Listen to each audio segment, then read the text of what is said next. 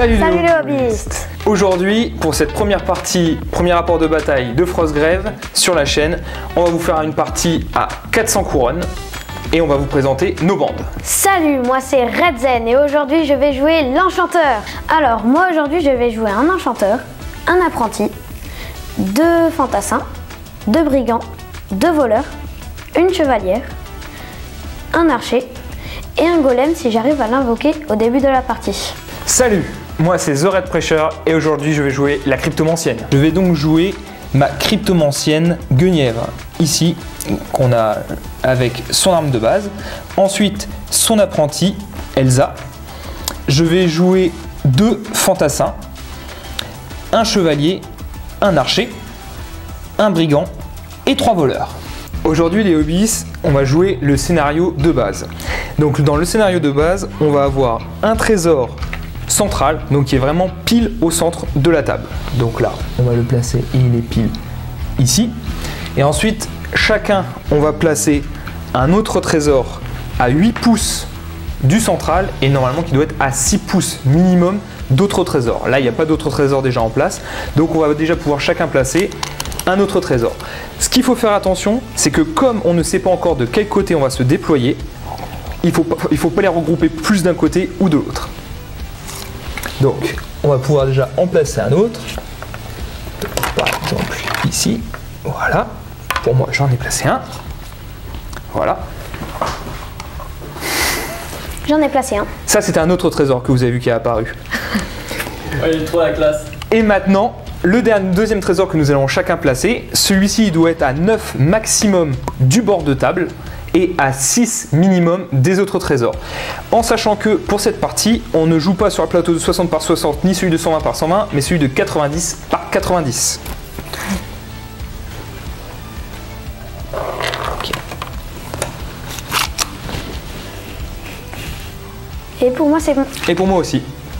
Maintenant les hobbies, la première chose qu'on va faire, c'est que Redzen et moi, on va lancer les dés pour savoir qui va choisir le bord de table où il va se déployer en premier. 14 et 15. Bah moi je choisis ici. Très bien. Je suis bien. Je vais donc me placer ici et on va se déployer à 3 pouces maximum du bord de table. Alors avant de commencer la partie, je vais essayer d'invoquer mon golem. Alors, s'il veut lancer son sort pour son golem, qui fait partie des sorts avant partie, il y a des sorts avant partie, des sorts qu'on peut lancer pendant la partie et des sorts qu'on lance après la partie. Donc là, pour lancer son golem, soit c'est un golem mineur, et dans ce cas-là, c'est la valeur du sort qui est de 10, soit c'est un golem standard plus gros, plus costaud, de 13, ou un golem majeur du 16. Et là, qu'est-ce que tu veux? Moi, bah, je vais faire un golem standard. Standard, donc c'est sur du 13. Et 20. Il a fait un 20. C'est donc un golem standard. Donc, vu que j'ai réussi à l'invoquer, je vais enlever une figurine de mon choix contre ce golem. Je vais enlever un brigand. Et voilà. Donc ici, au niveau du déploiement, j'ai donc positionné ma mage avec 3 hommes de main qui pourront s'activer avec elle.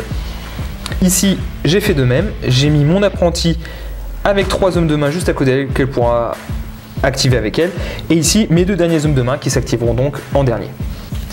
Alors moi, j'ai essayé un peu de les coller et de les mettre le plus en avant. Les voleurs pour qu'ils aillent chercher les coffres. Et les mages et l'archer pour qu'ils tirent et les autres ils vont avancer. Donc là, on a terminé le déploiement. À savoir que dans Frostgrave, ça se déroule en 3 phases, un tour. Il y a la phase du mage et éventuellement des hommes de main qui peuvent être employés avec, la phase de l'apprenti et éventuellement des hommes de main qui sont avec, les derniers hommes de main qui n'ont pas été utilisés et en dernier les créatures qui peuvent être invoquées ou qui sont dites nommées par le scénario. Dans Frostgrave, chaque tour, on relance l'initiative. Donc là, on lance. Et tout se fait toujours avec le D20. Robin a fait 2 et j'ai fait 15. Bon.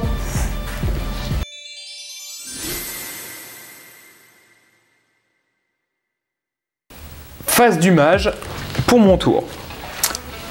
Donc, comme je vais faire une action de groupe, ça veut dire que la première action de chacune de mes figurines de ce groupe va forcément être un mouvement. Donc, les voleurs, c'est 7 pouces. Comme il y a un escalier, je n'ai pas à avoir un mouvement restreint. Donc 7 pouces, et je peux le faire arriver jusqu'ici. Ma mage, elle, c'est 6 pouces. Donc c'est plus court, et elle va arriver juste derrière. Le voleur, un autre voleur, lui, c'est 7 pouces. Et voilà, il va pouvoir venir ici. Et mon chevalier, lui, il est plus lourd, c'est 5 pouces. Et c'est ici. Maintenant, je vais pouvoir faire la deuxième action de chacune de mes figurines. Donc, mon voleur, il va se déployer, il va se déplacer une deuxième fois. Quand on fait un deuxième mouvement, le mouvement est divisé par 2. Donc, on n'arrondit pas au supérieur. Vu que c'est 7, c'est directement 3,5. Donc 3,5, je vais avancer ici en direction du trésor. Je vais faire de même avec l'autre voleur. Il se déplace à 3,5. Ma mage, elle va tenter de lancer un sort pied agile. Donc la valeur pied agile, c'est un sort du domaine du chronomancien. Donc c'est pas dans mon domaine. Et vu que ce n'est ni aligné mais que c'est neutre, j'ai une difficulté de plus 4 pour lancer le sort. Il est normalement à 10, plus 4, ça fait 14.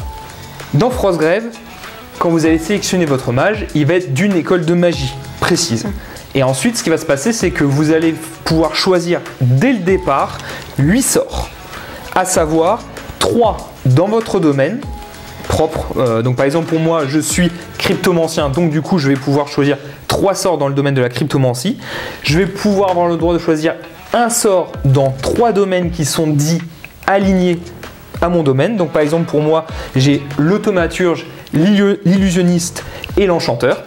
Et après, il y a les écoles dites neutres et on a le droit d'en choisir que 2 sorts. Donc par exemple, pour moi, j'ai choisi le mur de l'élémentaliste et j'ai choisi pied agile de chronomancien. C'est parti, je lance le dé et je fais un 15.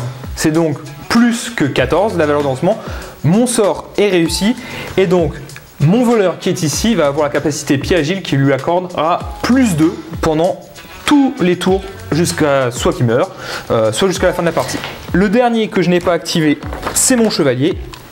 Deuxième mouvement à 2,5, il avance juste ici.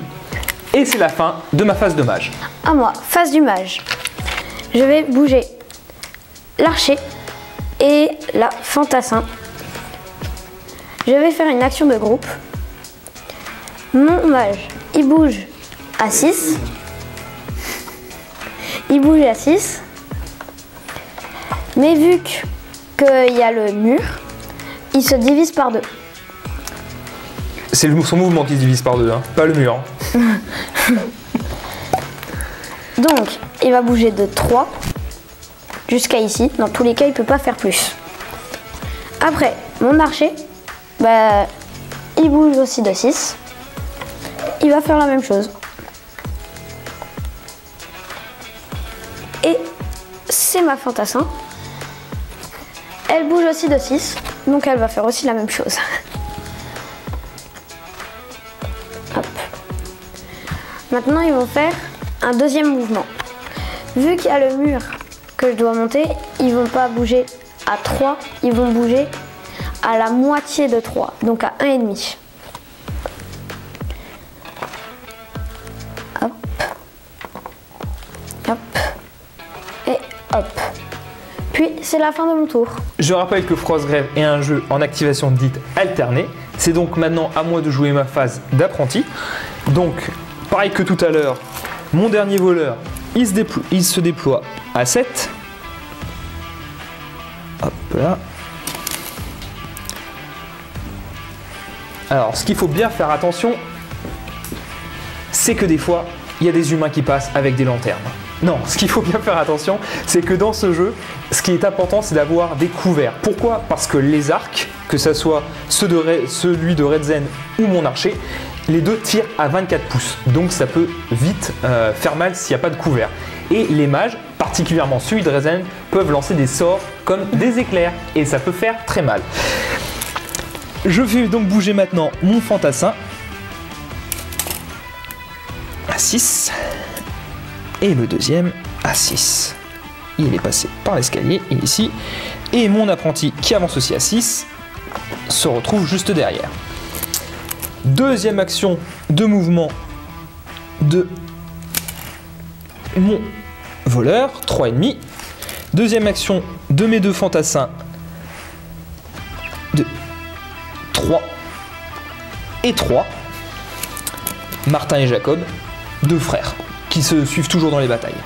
Et mon apprenti qui, elle, je vais faire avancer aussi de 3 qui ne lancera pas de sort pour ce tour. Et c'est donc fin de ma phase d'apprenti. Phase d'apprenti pour moi. Je vais bouger mon apprenti avec mon golem et mon voleur qui est là. Je vais faire une action de groupe. Donc mon apprenti, il va bouger de 4 jusqu'à devant le mur. Mon voleur, vu qu'il bouge de 7, c'est 3,5. Donc il arrive juste ici. Et mon golem, il bouge de 6, de 5 plutôt. Donc il arrive juste devant le mur. Maintenant, ils vont bouger de la moitié de leur mouvement. Mon voleur, il arrive ici, à côté du coffre.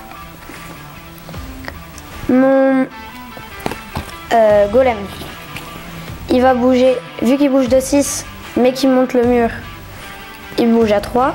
Et vu que c'est le deuxième mouvement, c'est la moitié, donc il bouge à 1,5. Et c'est la même chose pour mon apprenti. Et voilà. La phase de mage est terminée, la phase d'apprenti est terminée. Il nous reste donc chacun à bouger nos derniers hommes de main. Il me reste donc pour moi l'archer et le brigand. Donc mon archer Marc qui avance de 6, il avance ici. Sauf que là, comme on n'est pas en action groupée, c'est l'un après l'autre, chacun va faire ses deux actions. Donc là, ici, il va bouger encore une fois ici de 3. De toute façon, il aura pu tirer sur personne. Et mon brigand qui lui avance aussi de 6. Il avance jusqu'ici.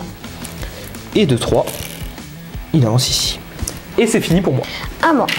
Moi, il me reste 4 hommes de main à jouer. Je vais bouger mon dernier voleur. Il bouge de 7, il y a le mur, il bouge de 3,5. Il arrive là. Puis, il fait la moitié de son mouvement, 3,5. Il arrive ici. Mon brigand,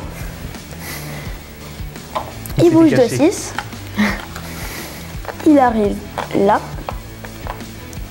Puis, à 1,5, vu qu'il y a le mur, il arrive ici. Après, il reste encore ma chevalière. Elle va bouger de 5, là. Puis, du coup... 2,5. 2,5. Du coup, 1,25. Oui, 1,25. Ici. Juste à ras du mur. Puis, mon dernier fantassin, qui fait la même chose que tout le monde. Et puis voilà. Comme il n'y a pas d'autres créatures qui normalement devraient jouer maintenant, on va donc passer au deuxième tour.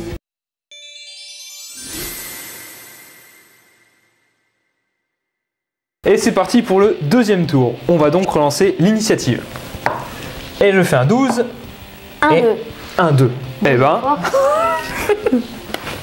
C'est parti pour ma phase de mage. Je rappelle que pour que notre mage ou notre apprenti puisse utiliser des hommes de main, il faut qu'il soit dans les 3 pouces au départ autour d'elle. Donc là, je n'ai plus que ce voleur et le chevalier qui sont dans ce périmètre. Donc mon chevalier, il va pouvoir avancer de 5 ici et il va encore avancer de 2,5 pour venir se mettre ici. Le voleur, lui, il va venir ici. Il arrive contre le trésor et là il va récupérer le trésor pour sa deuxième activation. Et là on va devoir lancer un dé pour savoir qu'est-ce qui va apparaître, s'il y a quelque chose qui apparaît. Alors c'est une règle optionnelle mais c'est une règle que nous avons choisi de faire, c'est-à-dire qu'à chaque fois qu'on ouvre un coffre. Alors, la première fois qu'on l'ouvre, hein, c'est-à-dire que si on meurt, que le trésor il tombe au sol et que quelqu'un d'autre le récupère, ça ne réinvoque pas éventuellement une créature. Donc là, j'ouvre le trésor et donc là, je vais tout de suite savoir s'il y a quelque chose qui va apparaître. J'ai fait un 5, non, rien n'apparaît. C'est à partir de 10 que quelque chose peut apparaître. Il me reste donc à jouer ma mage. Donc ma mage qui va avancer de 6 pour arriver ici. Et comme elle n'a pas envie de se prendre un carton, elle va avancer de 3 pour se protéger ici. Et c'est fini pour moi. À mon tour, mon mage. Avec mon mage, je vais bouger un voleur, ma fantassin et mon archer. Mon voleur, il est au contact du coffre, alors il va prendre le coffre tout de suite. Et ça va être la même chose, on va encore lancer un dé pour savoir s'il y a quelque chose qui apparaît. Vas-y parti. Robin. Et il nous a fait un 16. Donc, maintenant qu'il a fait un 16, il va lancer un dé pour savoir dans quelle colonne est-ce qu'on va choisir la créature. Donc vas-y, je te laisse lancer le dé. Et il nous fait un 4, donc c'est dans la première colonne. Et maintenant pour savoir sur quelle ligne on se met, et 7. il nous fait un 7. Il nous a donc invoqué un ours. Alors maintenant pour savoir où est-ce qu'il va apparaître, je te laisse lancer le dé. Sur 1 à 5, c'est de ton côté, 6 à 10, c'est ici, 11 à 15, c'est ici, de mon côté, et ça va pas m'arranger, et de 15 à 20, c'est ici. Et il nous fait un 7. Donc il a de la chance, c'est pas du sien, mais c'est ici. C'est parti pour l'ours sauvage. Il s'invoquera donc et il bougera donc après la phase de nos derniers hommes de main. C'est parti. Maintenant, à mon mage. Mon mage, il va avancer de 6. Ici. Ça va piquer. Ma fantassin, elle va bouger de 6 jusqu'ici. Et mon archer, jusqu'ici. Lui, il va tirer sur l'archer. Ça sent l'éclair élémentaire. Et comme dit à l'autre, ça sent le roussi.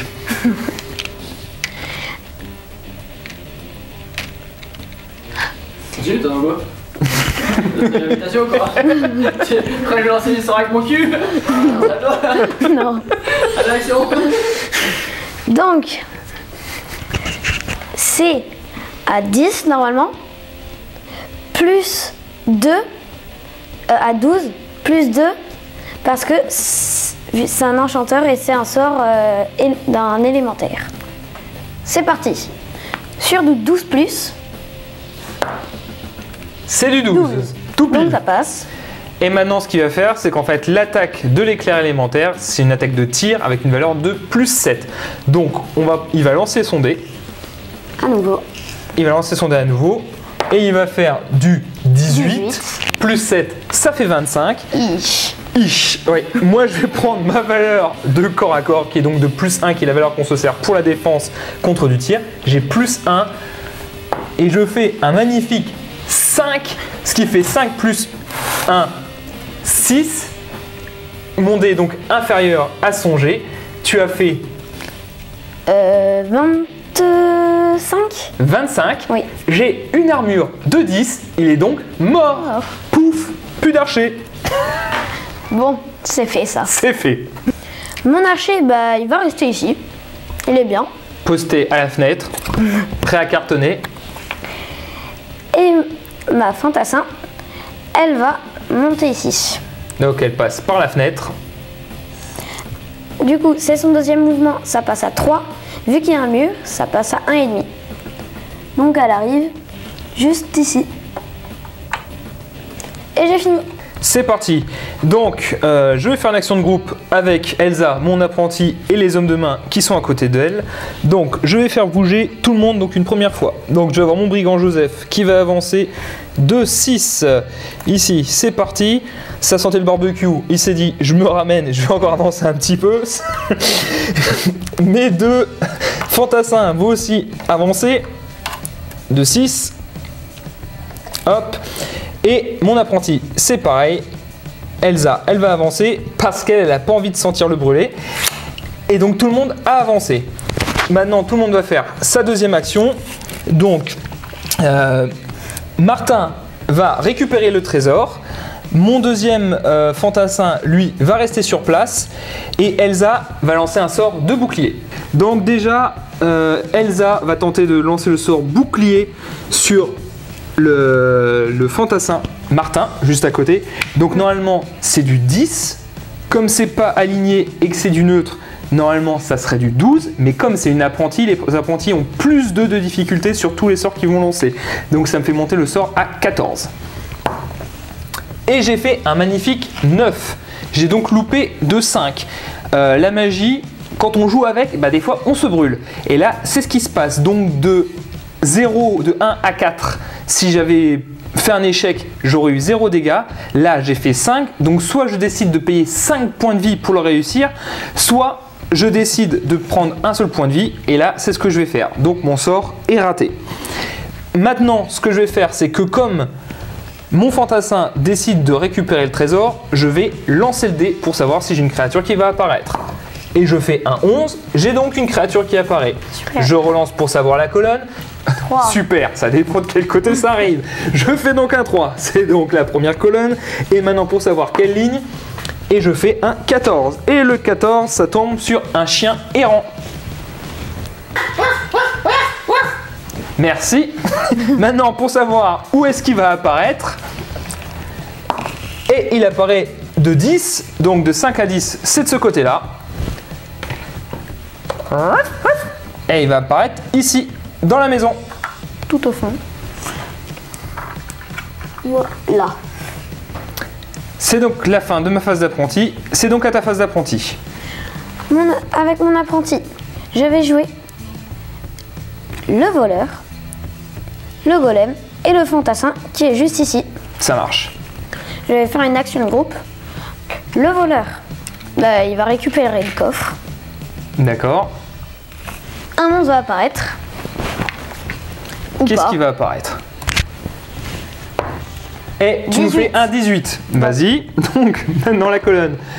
La Ah, colonne 20. D'accord. Ça sent bon, ça. Vas-y. Et il nous fait un 1. Bon, ça va. Squelette en armure. 3. Ah, ça va. 3. Ah, ça va moins. Ça va un peu moins. Et maintenant, où est-ce qu'ils vont apparaître? 11. De ce Là. côté-là. Ouf, celui qui va se prendre tout ça Ouais, là, ça va être faire groupé. mal. Les 3 squelettes en armure, ils arrivent donc ici. 1, 2 et 3. C'est du sport collectif à ce stade. C'est donc parti pour ça. La suite. Mon golem, il va bouger de 5 vers la fenêtre. Ici, Tu serais-tu pas intéressé par le trésor central, toi? un peu, Un peu. un tout petit peu. Lui, de 6, Ok. il va aller avec mon golem. Et l'apprenti, il va aller juste ici. Deuxième action, mon voleur, il va bouger de la moitié de son mouvement, donc de 3,5. Ici, Il se barre avec le trésor. exact. Mon fantassin, il va bouger de 1,5, puisqu'il y a le mur, ici. Et lui, bah, il va pas pouvoir avancer parce qu'il y a les deux fantassins qui le gênent. Par contre, l'apprenti, il va tirer un sort sur celui qui a le coffre, donc celui-ci, parce que je le vois. Vas-y. Donc, Éclair élémentaire, donc c'est à 12, plus 2, 14. plus 2, parce que c'est un apprenti. 16 plus, c'est parti. 14. 14. Bah, je vais payer 2 points de vie pour réussir Voilà. ce sort. C'est ce qu'on appelle forcer un sort. Donc je le lance une deuxième fois. Maintenant, pour savoir, le tir à plus 7. Et c'est donc un magnifique 19. 19 plus 7, ça fait donc 26. J'ai donc mon magnifique voleur avec sa corpulence de plus 1. Donc 1 et 15 et 19, c'était beau, ça aurait fait du 20, mais il reste au-dessus de moi. Donc à 27. À 27, j'ai une armure de... Non, 26. 26, oui, mais 26 ou 27. De toute façon, j'ai une armure de 10.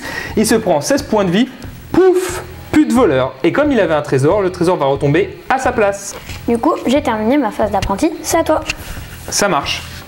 C'est donc à moi de jouer mes derniers hommes de main.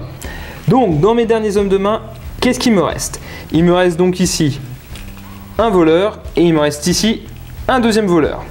Donc, ce voleur ici, il va se rapprocher. Donc, il va avancer un petit peu ici pour venir sans se mettre à portée de tir tout de suite. Et il va rester là pour sa deuxième action. Il va rien faire. Le deuxième voleur, lui ici, il va venir contre le trésor.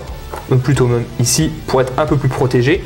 Et il va récupérer ce trésor. Comme il avait déjà été pris, là, je n'invoque pas de créature. Mais il l'a sur lui. Et c'est donc la fin de mes derniers hommes de main. Maintenant, à mon tour de phase de main.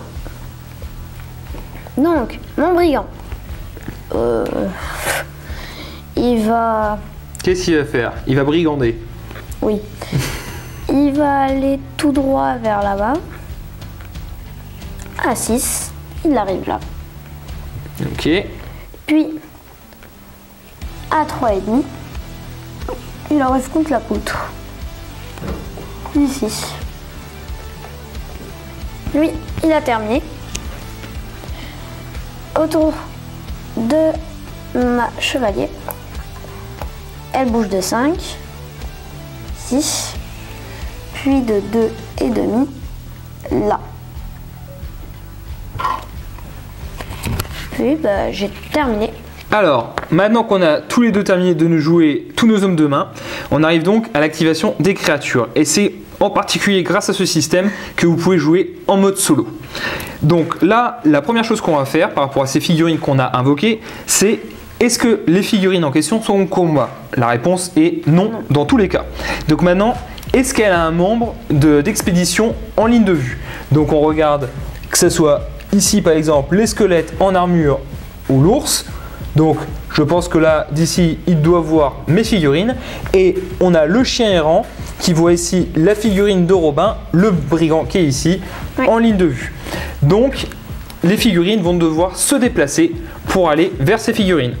Donc que ce soit l'ours ou les squelettes en armure, ils avancent tous les deux de 6. Par contre le chien errant, lui, il avance de 8. Ah. Bon. Vas-y.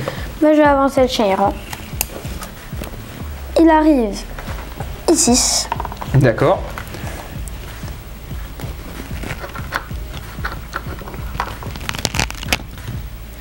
Voilà. Comme nos hommes de main, ils ont deux actions. Si à la première action, il n'est pas rentré au corps à corps, il refait une action de mouvement. Donc et comme il a le mouvement de 8. Là. Voilà, sa deuxième mouvement, c'est à 4. Il arrivera donc au contact du brigand. Mais vu que c'est sa deuxième action, il rentre pas au corps à corps. Donc il attaque pas. Voilà, si tu veux, tu peux bouger les deux autres aussi. Donc on a ici les 3 squelettes en armure qui eux avancent de 6. Donc je suppose que de 3, ils vont arriver, c'est ça, contre le mur. Voilà, ici. Donc leur première action ici. Et normalement les 3 mouvements qui restent vont être sur la hauteur du mur. Et leur deuxième action pour continuer à se déplacer, ils arrivent là. C'est ça. Ils vont se déplacer et vont arriver juste ici. L'ours, c'est pareil. Donc lui, il va éviter esquiver un peu le mur pour venir ici. Et oui, quand il va monter de 3, il va arriver juste au-dessus. Et c'est la fin des créatures.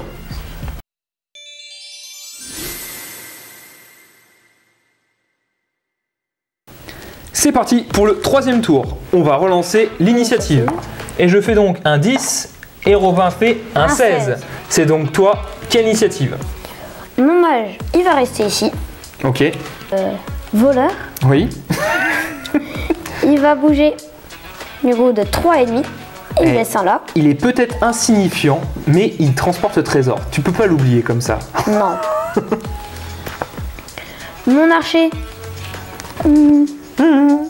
il va rester ici aussi. D'accord. Après, lui, il va tirer sur le fantassin. Il le voit. Il va faire un éclair élémentaire. Ah. Donc, 12 plus 2, parce que ça vient Du mage. du mage. Et c'est pas un de ses sorts d'enchantement. Vas-y. Donc, du 14 plus 16. C'est largement réussi. Vas-y, je te laisse lancer le deuxième dé pour savoir avec une valeur de plus 7. C'est donc un 6. Ah. 6 plus 7, c'est un peu plus négociable pour moi. Donc, le fantassin. 20. Ouh, j'ai fait 20. C'est bon. J'ai réussi à me défendre. Je récupère la pistolet. Qu'est-ce qu'il te reste à faire? Maintenant, je vais tirer avec mon archer sur lui. Bon, avant, je vais voir si j'ai la portée. Ça a 24. Normalement, je l'ai. Oh oui, largement. Bon, voilà. C'est sur lequel que tu tires? Sur lui? Celui-ci. Celui-ci. Très bien. Alors, comme il est à couvert, tu t'es pas déplacé pendant ce tour-là. Non. Comme il s'est pas déplacé, il n'a pas un malus, mais comme il a un couvert, résultat, j'aurai un bonus de plus 2 sur mon jet de défense. Donc, la pistolet. La pistolet. Il fait 14. donc 14 et je fais donc un 11. On regarde nos valeurs de défense. Moi, il vient de tirer sur mon voleur. J'ai donc plus Au 1. tir, j'ai plus 2, donc ça fait 16. 16. Moi, j'ai plus 1 par ma valeur de défense et plus 2 parce que je suis à couvert. Ça me fait monter à 13, mais comme lui, de toute façon, il est à 16. 16, c'est supérieur à 13. Il va donc pouvoir m'infliger le nombre de dégâts au-dessus de mon armure qui est de 10. Donc 16 par rapport à 10, ça fait 6. 6. Il n'est pas mort, il lui reste encore 4 points de vie. C'est pas loin. Et à mon voleur, il va bouger de 3,5 normalement, mais vu qu'il a le coffre, c'est à 2,25. Ouais. 1,25. 1,25. Et donc là, il va arriver Là, et il se rapproche de la zone extérieure. doucement, mais sûrement. Doucement mais sûrement. Alors là, je vais faire un truc risqué. C'est-à-dire que le trésor central m'intéresse aussi, évidemment. Donc, je vais faire rentrer ma mage à l'intérieur pour qu'elle ait une vue au niveau du trésor. Les trois qui étaient à côté d'elle, c'est ici le voleur, mon chevalier et le deuxième voleur. Le chevalier, il va avancer de 5. Donc il va pouvoir avancer ici. Le deuxième voleur, il va avancer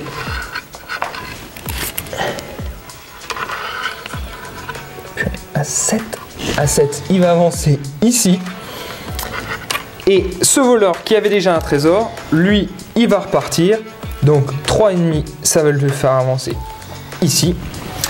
Maintenant, ils vont tous faire leur deuxième action. Donc lui, c'est pas compliqué. Il va juste descendre du mur. Donc il peut pas aller plus loin que le pied du mur.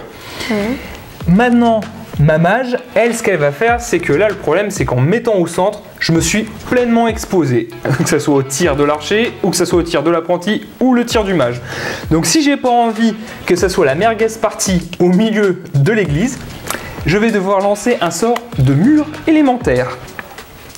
Donc le mur élémentaire, je peux le lancer à une distance de 10. Normalement, il me coûterait 10, mais comme ce n'est pas un sort qui est aligné, mais qui est un sort neutre pour moi, c'est donc plus 4, c'est donc du 14. Donc je vais le lancer et je fais un 20. Bon, ça passe. Il est réussi. Donc j'ai le droit de poser ce mur. Donc ce mur, il doit être à 10 maximum de moi, sur une distance de 6 de long, et il compte comme étant haut de 3 pouces. Ça c'est important si par exemple vos adversaires veulent escalader ce mur, car c'est possible de l'escalader. Et tous les tours, je vais devoir lancer un dé à la fin de chaque tour, de 1 à 4. Pouf, il aura disparu. De 5 à 20, il restera sur place. Et donc là, ce que je vais faire, c'est que je vais le mettre juste devant le trésor pour me protéger de tous les tirs. Et comme l'intérieur de l'église fait pile 6 de large, je vais donc pouvoir le poser devant le trésor, ce qui va me protéger mon mage. Et donc, je vais pouvoir poser ici ce mur.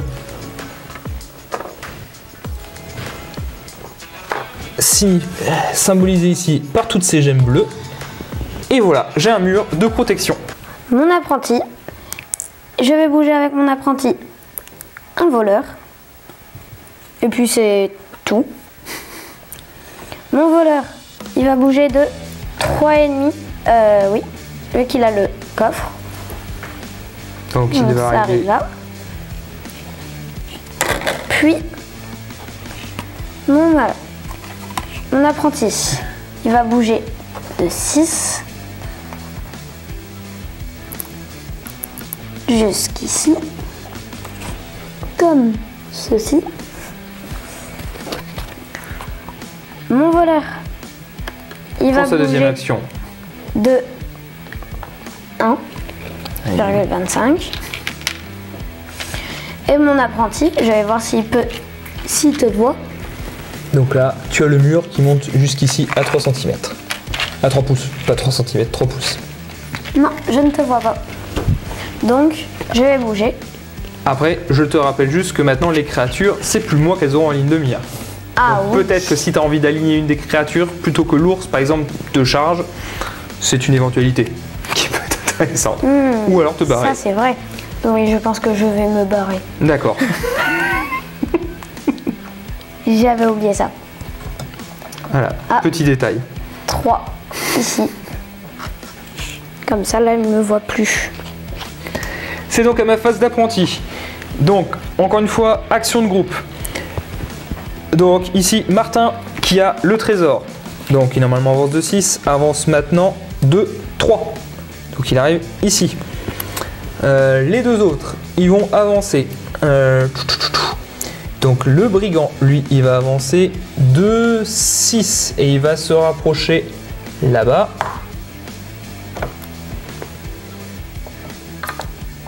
Brigand contre brigand. Donc lui, il arrive ici au corps à corps, s'il veut bien tenir. Et celui-ci, est-ce qu'il va arriver? Ouais, il va arriver jusqu'ici. Donc il arrive pile sur le pylône. Et celui-ci, il arrive ici sur le pylône pour arriver au corps à corps du brigand. Et maintenant, mon apprenti, elle va lancer. D'abord, elle va avancer parce que c'est une action de groupe. Maintenant, c'est elle qui va faire sa deuxième action. Elle va donc lancer un sort de bouclier sur mon fantassin. Donc, c'est comme tout à l'heure. On va voir si elle arrive. C'était du 10. Comme c'est pas aligné, c'est aligné, mais comme c'est pas directement de son domaine, c'est donc sur du 14. J'ai fait un 19. C'est bon, c'est réussi. Donc résultat, mon fantassin a une armure de plus 2 jusqu'à la fin du tour. Donc maintenant, ça c'est fait et on va maintenant rentrer au corps à corps. Donc là, ce qui se passe, c'est que là vous voyez un des intérêts de faire une action dite de groupe, c'est le fait d'avoir fait une action de groupe avec mes guerriers ici, donc entre autres mon fantassin et ici mon brigand. Le fait d'attaquer va m'accorder un bonus, le fait que j'ai deux copains qui sont à tous les deux en train de se battre sur le brigand de Redzen. Si ça avait été une action d'homme de main ou si je les avais fait agir l'un après l'autre, ils se seraient déplacés, il aurait attaqué, puis l'autre serait venu, et ce qui fait que le premier qui aurait attaqué n'aurait pas eu le bonus de combat. Donc ici, on va pouvoir lancer les dés. C'est parti. Donc moi, mon fantassin, j'ai donc une caractéristique de combat de plus 3 et j'ai donc un bonus de plus 2 accordé par le brigand qui vient m'aider, ce qui fait que je vais lancer mon dé et ça sera une valeur plus 5 et Redzen de son côté avec son brigand a une valeur de corps à corps de plus 2. Donc on lance les dés. Je fais donc un 7, 7 plus 5 ça fait 12. Un 10, 10 plus 2 ça fait 12. 12, on a fait ex aequo, il ne se passe rien. Par contre, on va devoir se repousser. Donc là, je vais me repousser, ici je vais me reculer, mais je ne pourrai pas reculer Robin du combat par rapport au fait qu'il est déjà au corps à corps avec le chien. Et là, c'est donc un corps à corps qui va rester en place. Donc maintenant, mon brigand qui va être au corps à corps contre ton brigand. Donc là, c'est du corps à corps, chacun ex aequo, 2 et 2. Donc j'ai fait 4. et 2, ça fait 6. 18 Par contre, là, lui, il a Non. fait 18. Donc, c'est lui qui va l'avoir au-dessus. Donc, 18 et 20. et 2, ça fait 20. J'ai une armure avec mon fantassin, avec mon brigand de 10. Il a fait pile 10 dégâts. J'ai 10 points de vie. Mon brigand est donc mort. C'est donc la fin de ce combat qui pour moi a été un magnifique fiasco. C'est donc à toi Red Zen de jouer tes derniers hommes de main. Moi, il me reste ma chevalière, mon brigand, mes 2 fantassins et mon golem. Un sacré paquet de monde. Vas-y, fais-toi Oui. plaisir. Mon brigand, bah, il va attaquer la bestiole qui est à côté de lui. Tu fais pas attaquer ta chevalière avant pour le bonus de ton brigand? Oui. Du coup, bah, je l'avance. Elle attaque. Très bien. Donc, Je pose la piste D ici. oui. Elle a du 4+. Elle a du 4+. 2 parce qu'il brigand. y a le brigand. Donc ça fait du 6+. Très bien. On va lancer déjà pour savoir. Ouf. J'ai fait 18. Il a fait 2. Donc maintenant, je vais regarder les caractéristiques du chien pour savoir. Donc je vais me saisir du livre. Le chien a une valeur de corps à corps de plus 0. C'est donc, je prends la valeur du dé qui est donc de 18. 18. Comme c'est une chevalière, elle a une armure de 13. Donc 18 moins 13, ça fait Ça fait 5. Ça fait 5. Elle prend donc 5 points de vie. Comme le combat est réussi de son côté, c'est donc elle qui va être reculée de 1 pouce. Hop. Maintenant, si tu veux, tu peux faire attaquer ton brigand, comme tu le souhaitais, contre le chien errant.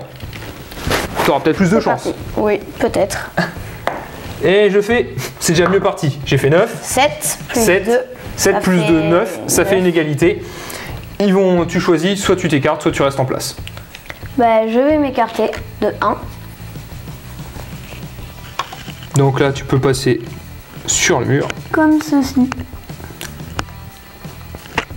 Donc, deuxième action pour le brigand. Il va aller au corps à corps. Contre le voleur. Il va me prendre le trésor. Alors, au passage, comme il rentre dans ma zone de corps à corps, mon voleur, même si il pourrait rejouer, la première chose qu'il serait obligé de faire, ça serait un corps à corps. Maintenant, je vais jouer un de mes 2 fantassins. D'accord. Donc, J'ai on rappelle que pour l'instant, le mur n'a toujours pas disparu. 10. Puis, normalement, de 3. Pour monter sur le mur. Ça va être de 1,5. Donc, elle est à la moitié du mur. D'accord. Et après, bah, le deuxième, il va faire la même chose. Il Pareil. est aussi à la moitié Du mur. Le golem. Bah maintenant, il a le champ libre. Donc, il va passer. Il peut venir pour faire parler ses bras. Il va aller là. Ok. Puis, il bouge la moitié de son mouvement. 2,5. Il arrive juste devant le mur. Alors si jamais le mur disparaît, si vous voyez Warcraft, quand le mur disparaît et que les orques sont juste derrière devant les civils, c'est ce que ça va faire là. Puis, c'est terminé. C'est terminé. Ça va être donc à mes derniers hommes de main. Alors, entre mes morts et ce qui se passe en ce moment, j'ai plus d'autres hommes de main à jouer. C'est donc maintenant à la phase des dernières créatures qui sont en place. Donc là, ce qu'on va regarder, c'est le chien errant qui est ici. La Bah, il figurine va la plus proche, c'est la chevalière de Robin. Donc, Il va bouge, aller contre Puis, il attaque. et il attaque. Donc là, tu as ton dé ici. Et donc, bah, c'est pareil que tout à l'heure. J'ai une valeur de plus 0 en corps à corps et tu as une valeur de... Ok. Donc, de plus 3. J'ai fait 11. Plus 0, ça fait 11. C'est plus Il a fait 4. 18. Plus plus 4, 4. 22. Plus 4, 22. Je regarde le nombre de points de vie du chien errant. Et le Et- nombre d'armure. Et le nombre d'armures, évidemment. Donc, le chien errant a une armure de 8. Il se prend donc 8... enfin 22 moins 8, Ça fait 14. ça va faire 14. Vu qu'il a 4 magnifiques points de vie, il est donc Mort. mort. Maintenant, on regarde les dernières créatures qui sont ici. Donc, les dernières créatures qu'on a là, c'est donc l'ours et les 3 squelettes en armure. Ils ont Ici, directement en ligne de vue, ils ont personne parce que l'apprenti là-bas est bien caché. Mais par contre, ici, il y a mon voleur. Ah. Et là, ici, il le voit. Donc, bah, ils vont bouger de 6. Ils vont tous bouger dans cette direction. Donc je pense que là, ici, de 6, tu peux avancer jusque là. Hop là, donc, première action pour eux de mouvement, ils arrivent là. Deuxième action de mouvement, ils vont arriver juste ici, vu qu'ils avancent plus que de 3. Et maintenant l'ours, c'est pareil, de 6. Donc, il avance de 3 ici, et il avance ici. C'est donc la fin de la phase des créatures. On finit donc ainsi le 3e tour, et c'est parti pour le 4e.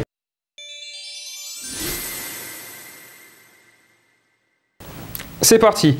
Alors même si je suis pas chronomancien et que je pourrais pas normalement remonter le temps, c'est ce qu'on va faire. Parce que normalement je devrais démarrer le 4e tour. Sauf que là la question est de savoir est-ce que le mur disparaît ou non. Donc je rappelle que sur 1 à 4 à la fin du tour, il disparaît. Et j'ai fait un 6, donc non, il ne disparaît pas. Bon. Donc là maintenant ce qu'on va faire, c'est on va lancer le dé pour l'initiative. Et donc j'ai fait un 17 et toi, tu fais un 20. 20. C'est donc Red Zen qui a l'initiative. Alors, avec mon mage, il va avoir l'archer qui va bouger. Ok. Donc l'archer, il va monter tout en haut. Donc là, par contre, il aura besoin de ces 2 mouvements parce que du coup, ça sera 6. Vu qu'il bouge, ça sera 6 divisé par 2, 3. Puis son 2e mouvement. Pour arriver là-haut. Pour arriver juste ici. Ok, ça marche. Le mage, il va bien se mettre comme ça. C'est important de bien se mettre. Hein, Et il va tirer sur le fantassin. Donc, vous la sentez là? Éclair élémentaire. Vous le sentez là, le petit éclair là? C'est en train de lui chauffer le bout des doigts et moi c'est en train de me chauffer le bout des cheveux. Oh, c'est pas avec les doigts que je tire les éclairs. Vas-y. Du coup, c'est du 14. Ah, ok. 12 plus 2. Bah, j'ai fait 14. 14. Vas-y. 8. 8 plus 7, ça fait 15.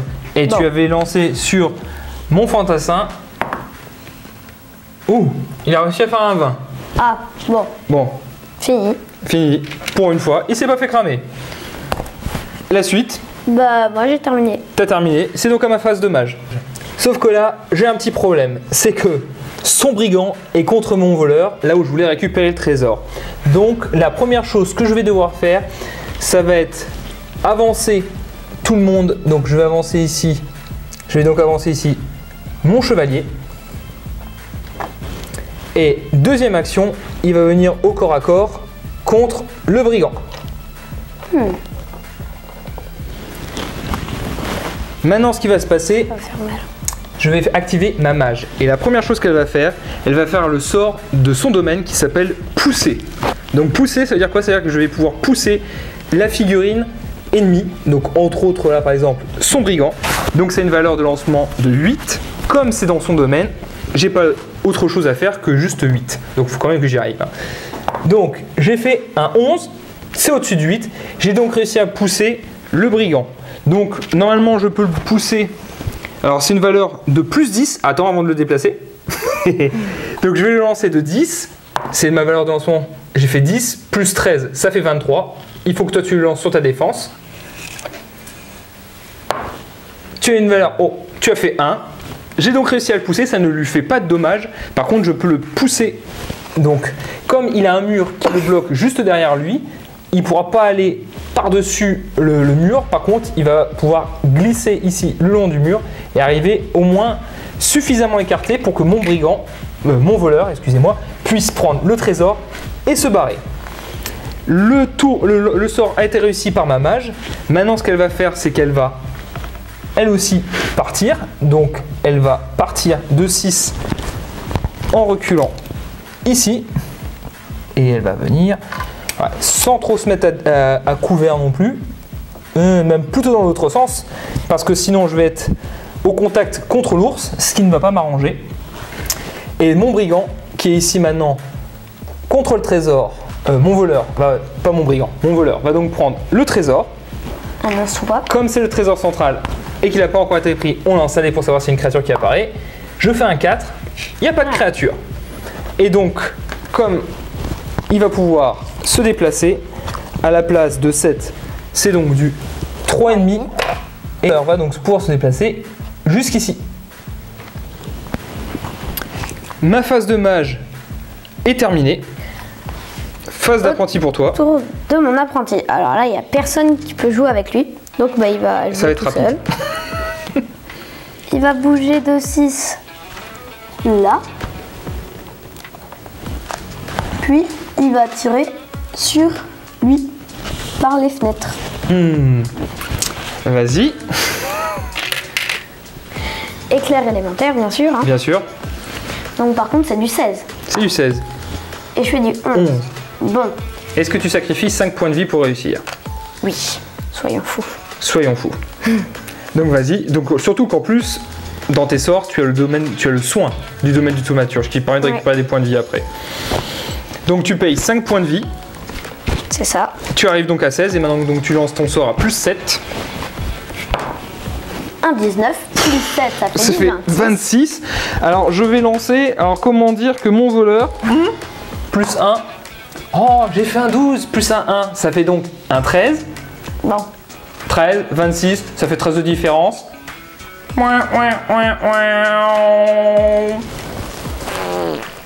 Et pouf!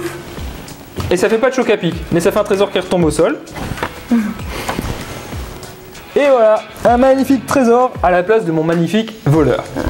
C'est ta fin de ta phase d'apprenti, mais qui était une très bonne phase d'apprenti. Oui. C'est donc à la mienne. Mon apprenti, comment dire? Eh ben c'est pareil, elle est toute seule, parce que l'homme de main qui était le plus proche d'elle est trop éloigné, il est à 3,5.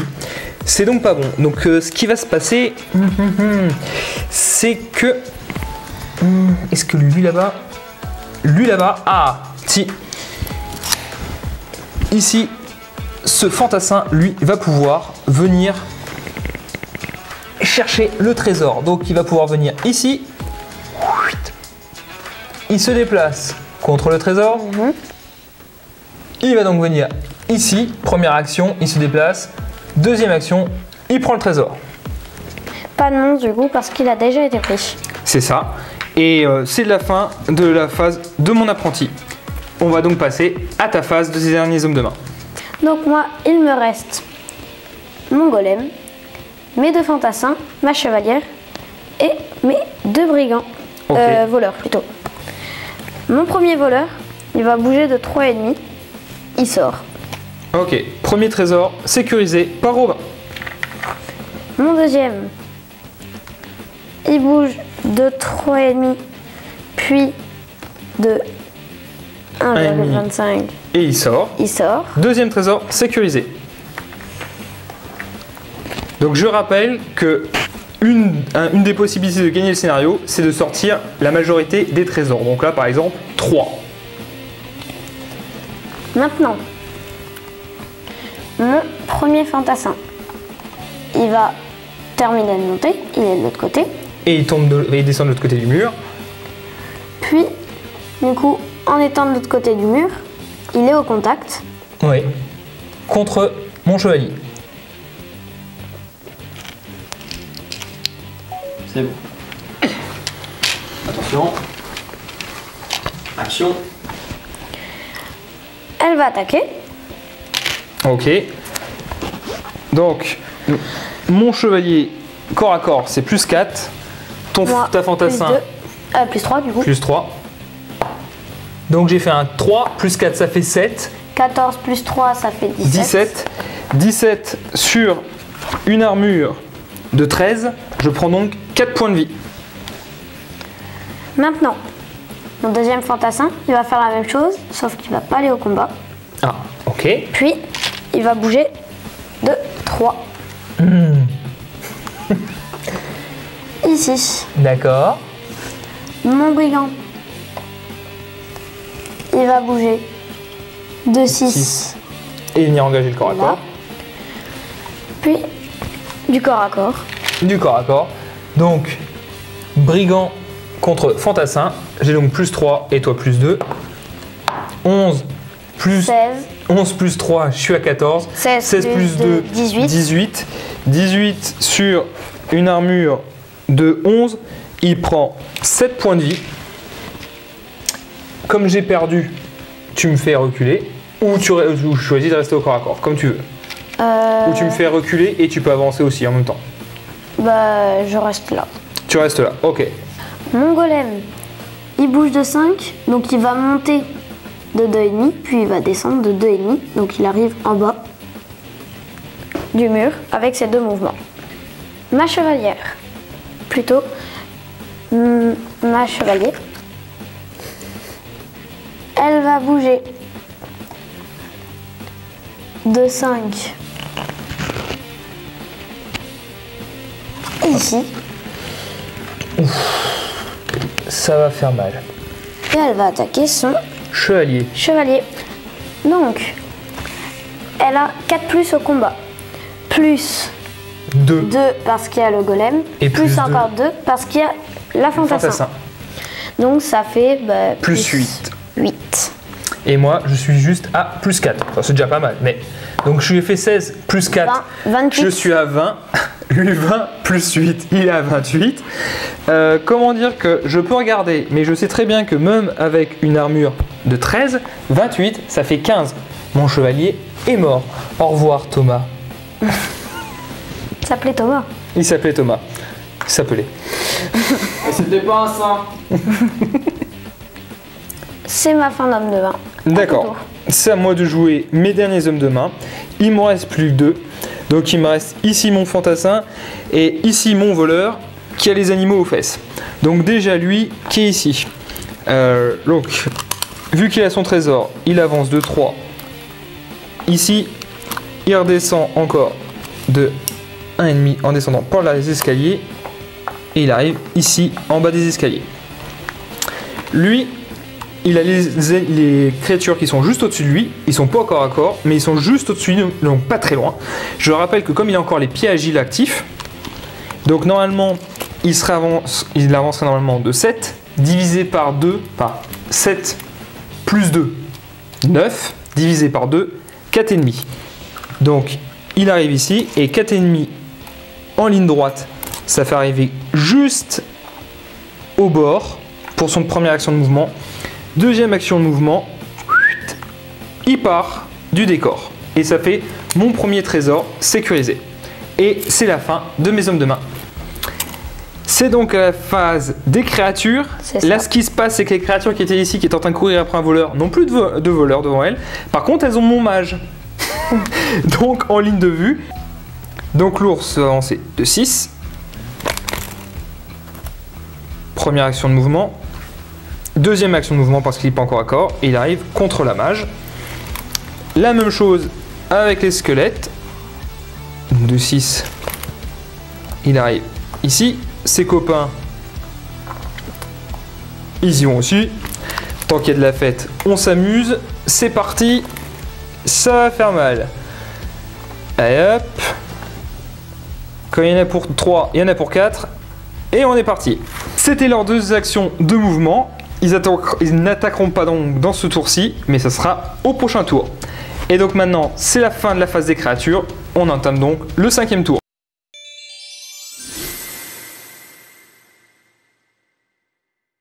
Avant que le 5e tour démarre, je vérifie si le mur ne disparaît pas ou disparaît. 3. Le mur disparaît. Donc, ça va laisser le champ libre pour Redzen et son expédition de pouvoir partir plus facilement. J'aurais bien aimé que ça se passe avant ça. Eh oui, mais non, ça n'est pas parti avant. Donc là, je retire tout. Il n'y a donc plus de mur. Et on va pouvoir lancer l'initiative. Tu as ton dé ici. Tiens. Merci. C'est prêt. Et je fais 6. Et Robin fait 8. un 8. C'est donc toi qui as l'initiative. Donc à ta phase de mage. Bah mon mage il va bouger tout seul. Ok, il va bouger tout seul. Vas-y, bouge tout seul. Bah même pas bouger, il va tirer sur ton apprenti. Sur mon apprenti. Éclair élémentaire. Vas-y. Donc Ça va 14. faire mal. 1. 1. Bon. Ouh. Alors là par contre, ce qui n'était pas arrivé jusqu'à présent, c'est que là, entre 1 et 14, il y a un différentiel de 13. Donc je répète, de 1 à 4, il n'y a pas de dégâts. De 5 à 9, il y a un dégât. Ensuite, c'est 2 dégâts. Et là, c'est ce qui se passe parce qu'on n'est pas encore au-dessus de 19.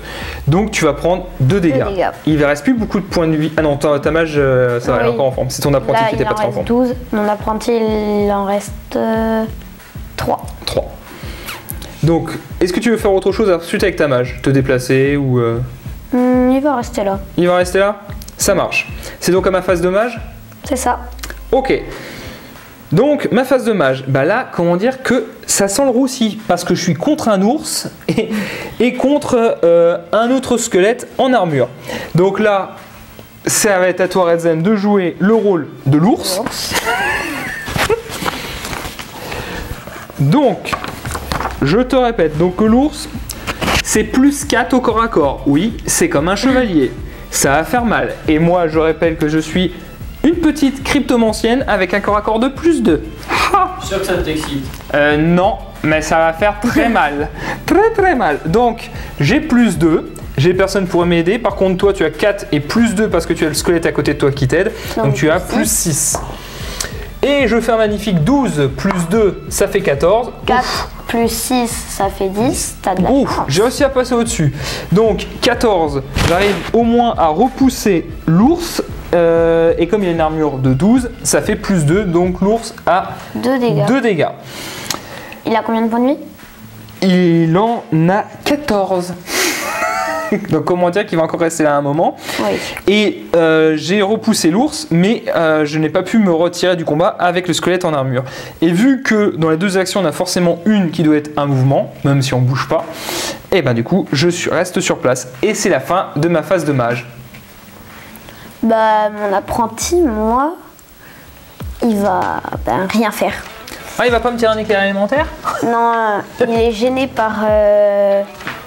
Si tu te déplaces, tu peux peut-être arriver à me cramer. Ah, oui, merci. Oui, mais de 1 à 10, c'est l'un, de 11 à 10 à 20, c'est l'autre. Oui, alors qu'est-ce que je viens de dire, d'expliquer à Redzen, c'est qu'en fait, quand on tire dans un corps à corps, vu que vous avez remarqué qu'on est très aléatoire parce qu'on est sur un dé qui va de 1 à 20, là au tir ça se passe comme ça, que ce soit un tir magique ou un tir classique avec un arc, on va lancer les dés, on va juste décider avant de 1 à 10 qui c'est qui peut prendre les dégâts et de 11 à 20 qui c'est qui peut prendre les dégâts. Donc là il a 50-50 au niveau de la chance, soit c'est son copain, soit c'est le mien. Donc, mais avec un éclair élémentaire, ça peut faire très mal si on se trompe. Donc tu fais rien avec ton apprenti? Si, quand même. Qu'est-ce que tu vas faire? Bah, je vais tirer quand même. Ah, tu vas essayer quand même? Bouger. Ok. 6. Vas-y. Et il arrive à l'autre poteau. Il arrive à l'autre poteau, ok. Puis bah, il va tirer un éclair élémentaire dessus. D'accord. Tu sais que si tu avances, parce que je pense que là tu pouvais avancer un peu plus, en avançant un peu plus ici, tu peux même tirer sur mon apprenti. Non, je préfère tirer sur lui. Ok, non vas-y alors, fais-toi plaisir. Donc, déjà, est-ce que tu arrives à le lancer? 18, c'est 18, c'est largement réussi. Donc maintenant tu lances juste le dé, tu décides de 1 à 10 c'est sur qui, de 11 à 20 c'est sur qui? 4. Bah du coup, bah, c'est sur lui. C'est donc sur mon homme de main que c'est tombé. Donc maintenant vas-y, ton résultat de tir à plus 7. 3 I. Bon, 3 plus 7 ça fait 10, je peux lancer mon dé. Bah, j'ai fait 1, mais même si j'ai échoué, ça fait que 7 plus 3, 10, ça passe pas au-dessus de mon armure. Je peux le bouger? Ou c'est qu'au corps à corps? Non, c'est qu'au corps à corps. D'accord. Donc là, fin de phase d'apprenti. Très bien. C'est parti pour ma phase d'apprenti. Bah là c'est pareil, je suis au corps à corps, engagé avec un squelette en armure. Ah. Oui, c'est ça. Donc tu vas taper avec plus 2. Et mon apprenti, elle, a plus 0. Donc, Et donc j'ai fait 13, plus 0 ça fait 13. Et toi, tu as fait ici un 15. 15 plus 2, tu es à 17. 17 sur mon armure de 10. Je prends donc 7 points de vie. 7 points de vie sur 12. Il m'en reste plus que 5. Donc j'ai perdu. C'est toi qui décides si tu restes au corps à corps ou pas. Je pense que tu vas décider de rester au corps à corps. C'est évident. Ma deuxième action, je n'ai rien d'autre à faire. C'est donc ma phase d'apprenti et c'est à ta phase de tes derniers hommes de main. Alors, en premier, je vais jouer mon brigand qui va attaquer ton fantassin. D'accord. C'est parti. J'ai fait un 5. Et j'ai fait un 12. Bon, J'ai réussi à me défendre. J'ai passé ton armure, vu que j'ai plus 3, ça fait 15. Tu prends donc 5 points de vie. bon. Il n'est Et- pas encore mort. Et il n'est pas encore mort, mais il est juste un petit peu reculé. Donc il est plus au corps à corps. Et il est plus au corps à corps, même un de plus parce que c'est un pouce. Bon, ce qui va te laisser le champ libre pour pouvoir taper avec d'autres. Non, même pas. Même pas. Parce que d'abord, c'est ce que je voulais. Je voulais soit le mien, soit le tien. Oui. Pour Donc son que archer bien placé. l'archer et Layla, et qui lui tire dessus. On va voir s'il a des appointances avec les golasses. Donc un archer a une valeur de tir de plus 2. C'est ça. Et moi, 18 plus de 20. j'avais fait 5 plus 2 plus 3. Et même 5 plus 3, ça fait 8. Donc 18 plus 2, ça fait 20. J'ai une armure de 10. Là, il est mort. Il vient de se prendre une flèche en plein cœur. Et donc le trésor retombe pour la deuxième fois à cet endroit-là. Après, je vais prendre le fantassin. Il va aller contre le trésor et il va le prendre. Maintenant, ma deuxième fantassin, elle va partir. À 6, deuxième mouvement, elle arrive là. Ma chevalière, elle fait la même chose. À 5, deuxième mouvement, elle arrive là. Ok. Mon golem fait la même chose. 5, deuxième mouvement, il arrive là. Puis après, c'est fini D'accord. pour moi. Je joue donc mon dernier homme de main qui se retrouve ici, donc Martin. Il avance à 3 avec le trésor et ensuite 1,5 et il sort et je sécurise ainsi mon deuxième trésor. C'est la fin de mon dernier homme de main. On arrive donc sur les créatures. Donc là, naturellement, l'ours, il vient se remettre au corps à corps.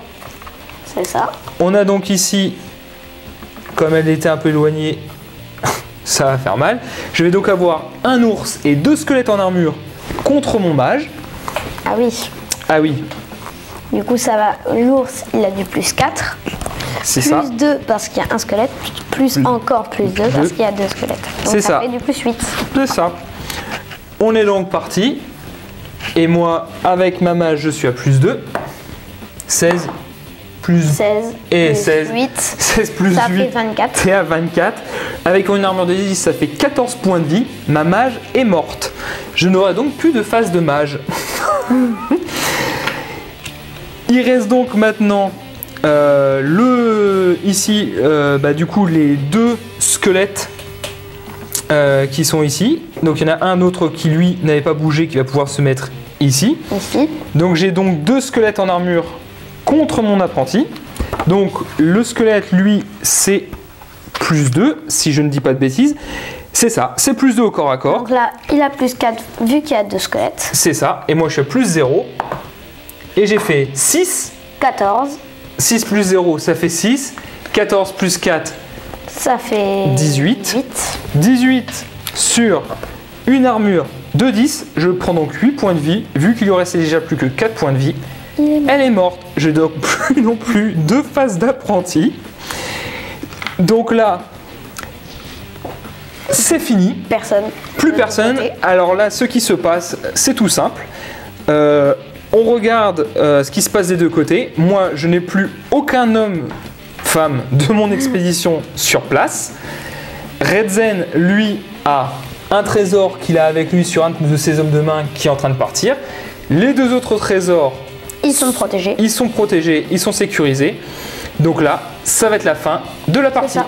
Bon, Merci eh pour ben, la merci partie. pour la partie.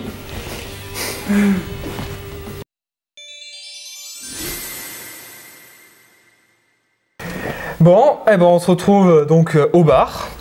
Alors, qu'est-ce que t'as pensé toi de cette partie? Moi, je l'ai trouvé très bien. Ah bon? Oui. Ça m'étonne pas. Tu gagnes toujours en plus, toi, non? Avec des magnifiques éclairs, comme vous avez pu voir, pouf, avec des personnages qui ont disparu. Moi, ce soir, les gars, je sais pas si vous avez entendu, mais j'en ai balancé des éclairs. Oh là, j'étais chaud. Hein. Je crois qu'on était tous chauds. Donc, moi, je sais pas si vous avez vu, mais en fait, par exemple, sur les derniers coups, eh ben, rien qu'avec les créatures qui sont apparues, en plus, je crois, de trésors en partie que j'ai fait apparaître, eh ben, ils m'ont décapité à la fin de mon expédition. Et ça. Ouais, du coup, il y a un truc moi qui m'intéresse. Si tu te fais niquer détruire toutes tes figurines, Oui. même s'il a pas les trésors, il a gagné. Même s'il n'a pas les trésors, alors ce qui se passe c'est que dans le cas où par exemple là il avait déjà sorti 2 trésors.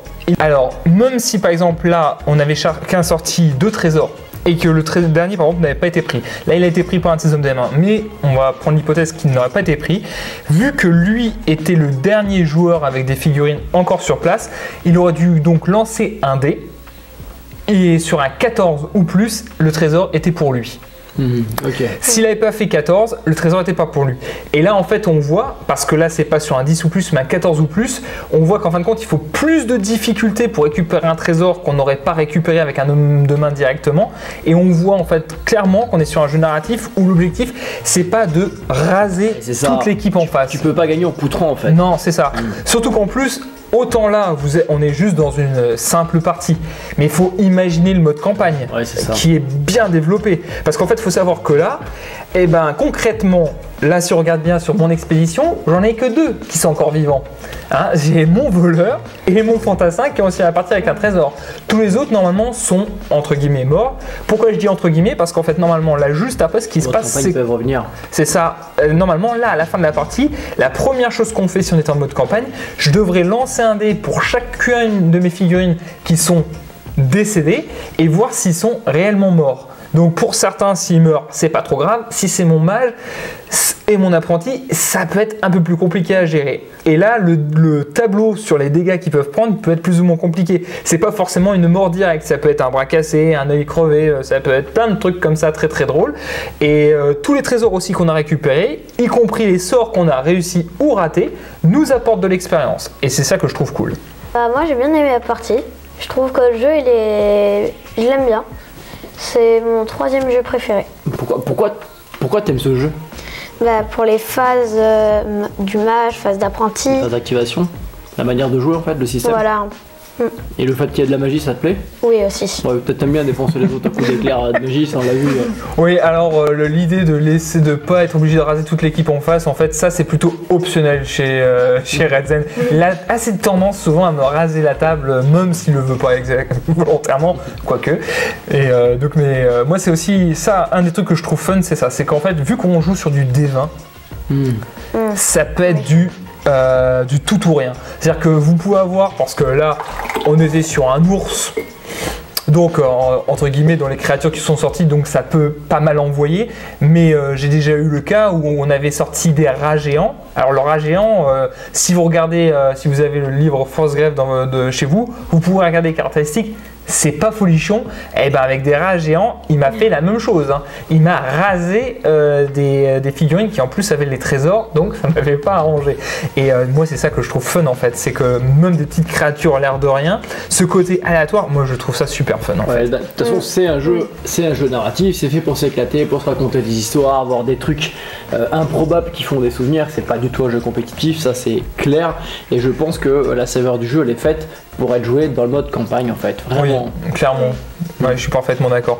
Et comme tu dis, le côté fun, moi j'ai eu une fois une figurine avec un autre joueur que Red Zen qui m'a lancé 3 éclairs consécutifs sur 3 tours et à chaque fois ça lui a pété à côté. Donc, mais il était à 2 doigts à chaque fois, mais il a réussi à survivre. Là où d'habitude avec Red Zen avec un seul je suis mort, là il en avait eu 3. Donc du coup ça fait pareil, ça fait des souvenirs où je me dis que ce personnage là, je vais le renommer. Pourquoi? Parce qu'il a réussi à survivre quoi. Donc ça fait partie des trucs vraiment qui m'éclatent en fait dans le narratif. Voilà les hobbyistes, premier rapport de bataille Frostgrave sur la chaîne. J'espère que ça vous aura plu. Si c'est le cas, laissez-nous un pouce vers le haut, c'est important pour pousser ne serait-ce que le jeu dans le référencement face à 40K et les autres jeux de GW. Exactement. N'hésitez pas à commenter, à poser vos questions. Si vous voulez d'autres rapports de bataille, mettez-le, on en fera. De toute façon, on va en faire rapidement, je pense, d'autres rapports de bataille. Ce sont nos premiers rapports de bataille avec le nouveau matos et tout. On est en train d'installer le setup, on est en train de se faire la main, donc c'est pas parfait. Mais ça commence à aller vers quelque chose de plus quali, en tout cas quelque chose qu'on apprécie davantage, je trouve, au niveau de des possibilités de tournage. On aimerait encore mettre plus l'accent sur les figurines, etc. et tout, donc on va encore prendre une caméra supplémentaire, modifier 2-3 trucs au niveau du setup pour que ça soit encore plus visuel pour vous. Voilà, si vous voulez soutenir la chaîne, nos petites activités, nous aider à nous développer, vous pouvez aller sur Tipeee ou acheter vos figurines chez Figurines Hobby avec le code Games of War. Surtout qu'ils ont toute la gamme de Frostgrave. Exactement. Et ça, c'est top. J'en profite pour dire que c'est d'ailleurs Figurines Hobby Légion Distribution qui nous ont soutenus pour pouvoir faire ces rapports de bataille. Merci. Les 90% des figurines que vous avez vues dans le rapport de bataille sont des figurines officielles de Frostgrave. C'est ça. C'est-à-dire que toi, tu avais pris dans une boîte, tu as pu faire 2 bandes avec une boîte. C'est ça. Alors, il y a effectivement avec la marque North Star qui est la marque officielle pour Frostgrave. Donc, moi, toute ma bande, elle est en exclusivité, à part quelques pièces, peut-être que j'ai un peu modifié. Mais sinon, c'est ça. Et après, pour l'équipe de Red Zen, il y a un peu de tout que j'ai fait pour son équipe. Mais comme ça pouvait correspondre aussi un peu plus à ses choix au niveau couleur. Donc, mais on peut faire des trucs super sympas en plus avec les figurines. Moi j'aime beaucoup le côté old school des figurines. Et n'hésitez pas à aller faire un tour sur le site Figurines Hobby pour jeter un coup d'œil. Et puis du coup on se retrouve bientôt pour un prochain rapport de bataille. Et en attendant on vous dit à bientôt les hobbyistes.